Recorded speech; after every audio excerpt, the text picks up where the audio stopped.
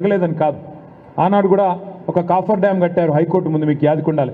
అట్లా కొన్ని ప్రయత్నాలు చేసినారు. కానీ ఒక డీటెయిల్డ్ ప్రాజెక్ట్ రిపోర్ట్ తయారు చేసి, ఒక సమగ్ర ప్రణాళిక తయారు చేసి, మరి ఏ రకంగా మూసీని సుందరీకరించాలి, ఏ రకంగా తిరిగి మళ్ళీ మూసీని ఒక ఆహ్లాదకరమైన నదిగా తయారు చేయాలి అనే ఆలోచన కేసీఆర్ గారి నాయకత్వంలో మన ప్రభుత్వంలో ఆనాడు మనం స్టార్ట్ చేసిన తర్వాత అందులో 3 దశలు ఉంటాయి. మూసీని బాగు చేయాలంటే 3 దశల్లో చేయాలి. ఏదో మ్యాజిక్ అల్లావుద్దీన్ అద్భుత ద్వీపం ఏదో పట్టుకొని ఉఫ్ అంటే అయిపోదు. అందుకే ఏం ప్లాన్ చేసినామంటే ప్రతిరోజు 2000 MLDలు మురికి నీరు ఏదైతే ఉత్పత్తి అవుతున్నదో అందులో ఎంత ట్రీట్మెంట్ చేస్తున్నాం మనము అని చెప్పి ముందుగా అధ్యయనం చేసినాం. లెక్క తీస్తే కేవలం 670 MLDలకు మాత్రమే సివరేజ్ ట్రీట్మెంట్ ప్లాంట్లు తెలంగాణ రాకముందు ఉండేది.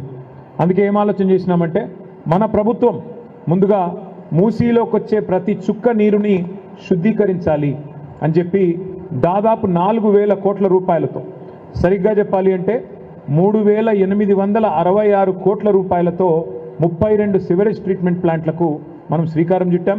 అందులో భాగంగానే ఈరోజు మీరు నాగోల్లో చూసిన 320 MLD ప్లాంట్ కూడా అందులో భాగంగానే ఆ రోజు కేసీఆర్ గారి ప్రభుత్వం తీసుకున్న నిర్ణయంలో భాగంగా మనం కట్టిన సివరేజ్ ట్రీట్మెంట్ ప్లాంట్ ఇది. ఒక నాగోల్ కాదు, అట్లాంటి ప్లాంట్లు 32. ఈ 32 ప్లాంట్లు కూడా మనం 2023 డిసెంబర్ ఎప్పుడైతే బీఆర్ఎస్ గవర్నమెంట్ మారిందో ఆ రోజు వరకే 80-85% నిర్మాణాలు కూడా పూర్తయినాయి. కొన్ని చోట్ల ప్రారంభోత్సవాలు కూడా చేసినాం. కోకాపేటలో ప్లాంట్ నేను సబితక్క పోయి ప్లాంట్ ప్రారంభోత్సవం మేము అక్టోబర్ నవంబర్లోనే చేశాం. అట్లా కొన్ని ప్లాంట్లు ప్రారంభించినాం, కొన్ని నిర్మాణ దశలో ఉండే. అల్టిమేట్ ఎయిమ్ ఏంది అంటే, అల్టిమేట్ గోల్ ఏంది అంటే ఆ రోజు మూసీలోకి వచ్చే ప్రతి మురికి నీటి చుక్క 94% ఏదైతే గ్రావిటీ ద్వారా వస్తుందో అది ట్రీట్ చేయబడి రావాలి అనే ఉద్దేశంతోనే ఆ రకంగా 4000 కోట్లతో మరి మూసీలో మొదటి దశకు ముందడుగు వేసింది కేసీఆర్ గారి ప్రభుత్వం. ఆనాడు చైర్మన్గా సుధీర్ రెడ్డి గారు ఉన్నారు, మంత్రులుగా నేను, సబితక్క, మల్లన్న, మహమూద్ అలీ గారు, తలసాని శ్రీనివాస్ యాదవ్ గారు, మేమందరం కూడా ఉన్నాం. తర్వాత ఇవాళ మేము చూసినాం నాగోల్లో ట్రీట్మెంట్ చేసిన తర్వాత నీళ్లు ఎట్లా మారుతాయి, ఆ మురికి నీరును ఎట్లా శుద్ధీకరిస్తారు.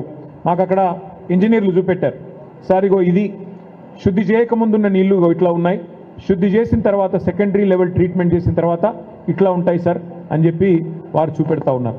మరి ఆ నీళ్లు దేనికి ఉపయోగపడతాయంటే నిర్మాణ రంగంలో వాడచ్చు, ట్రీటెడ్ వాటర్, ల్యాండ్స్కేపింగ్కి వాడచ్చు, అట్లాగే నదిలోకి వదలడానికి మళ్ళీ మురికి నీరు శుద్ధీకరించి వదిలితే కనీసం జంతుజాలానికి అట్లాగే చెట్లకు ఇబ్బంది లేకుండా చక్కగా పెట్టవచ్చు. ఇది మొదటి